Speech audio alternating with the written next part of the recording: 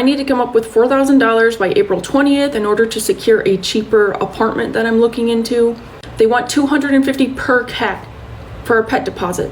Why do I have 3 cats? $120 for the application fee already. I saw someone else do this on TikTok with their student debt. She went live and everybody donated roses and she was able to pay off $20,000 in student debt.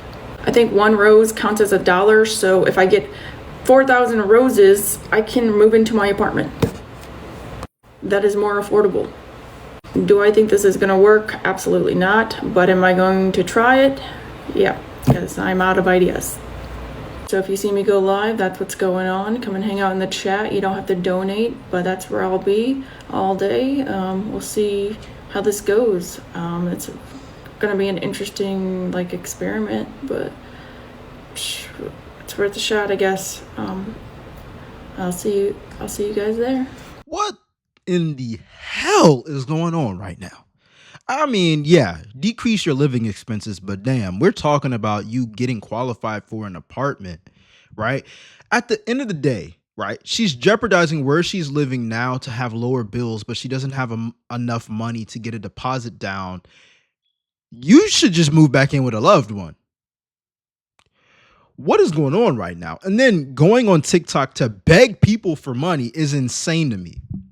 Like, people go on social media to spend money. They don't do that. We don't do that. We don't treat TikTok and Instagram with a mindset of, oh yeah, let me go on TikTok today and spend some money. I mean, like that. Yeah, sure. You can shop on TikTok, shop all you want. But let's be real.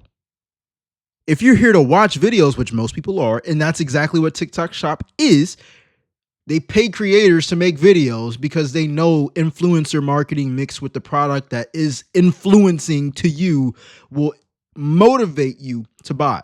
But this video still needs to be made. She's talking about asking for roses. I'm trying to keep it PG here. For roses, y'all. What would you recommend she do? Let me know in the comment section down below.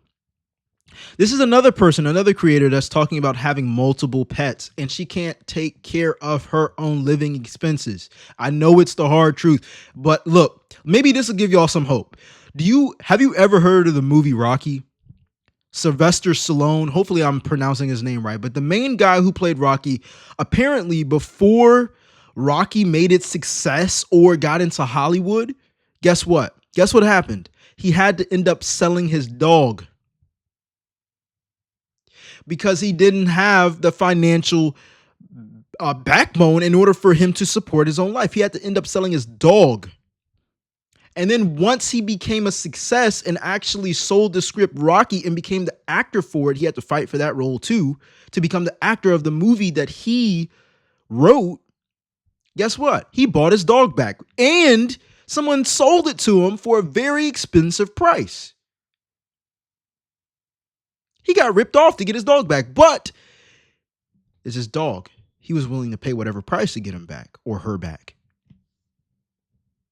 So don't tell me that, oh, you shouldn't give away your pets if you're struggling financially. You should give anything that's taking away money from you financially that you don't need. And I get it. Pets can be a companionship. But damn, if they were that helpful, why are you broke? Why are you on TikTok begging for roses? Let's see what the comment section has to say.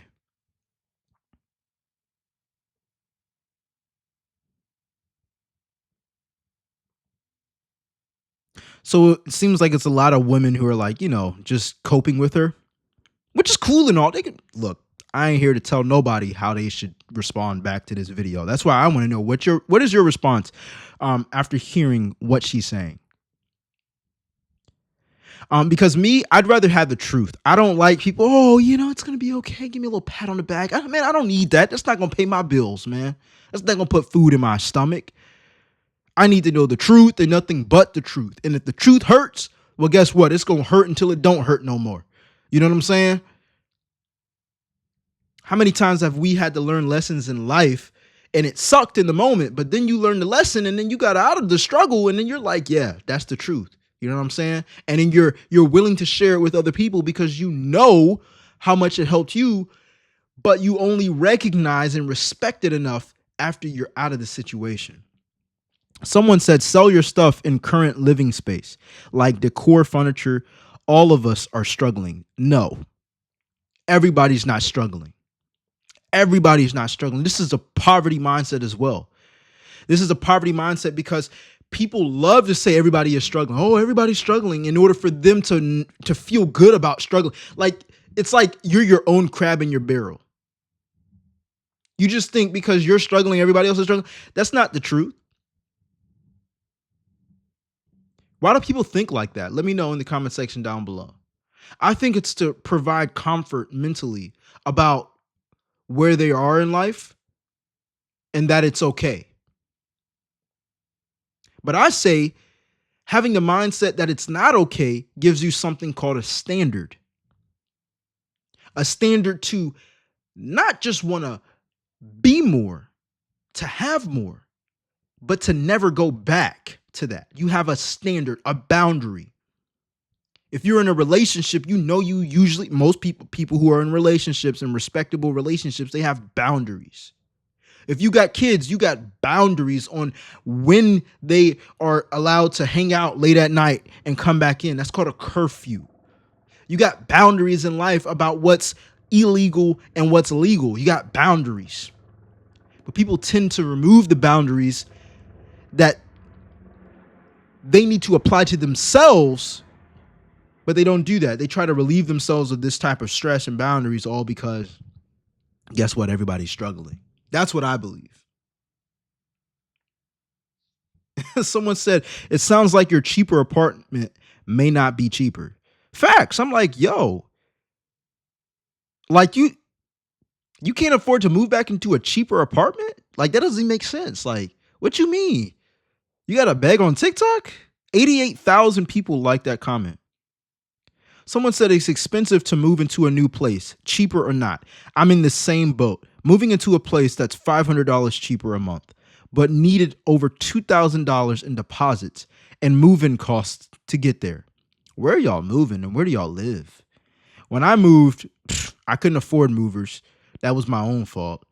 But it did not take $2,000 in deposit. I mean, like, it was 1 month's worth of rent. Sure, you can call it $2,000, but it's like they gonna give me until the next month to make the, you know what I'm saying, the rent payment, which is another 4 weeks. Let me know in the comment section down below. If you rent, how much is your rent? If you know somebody who rents, how much is their rent? All right. And subscribe if you like the content. Let's get it.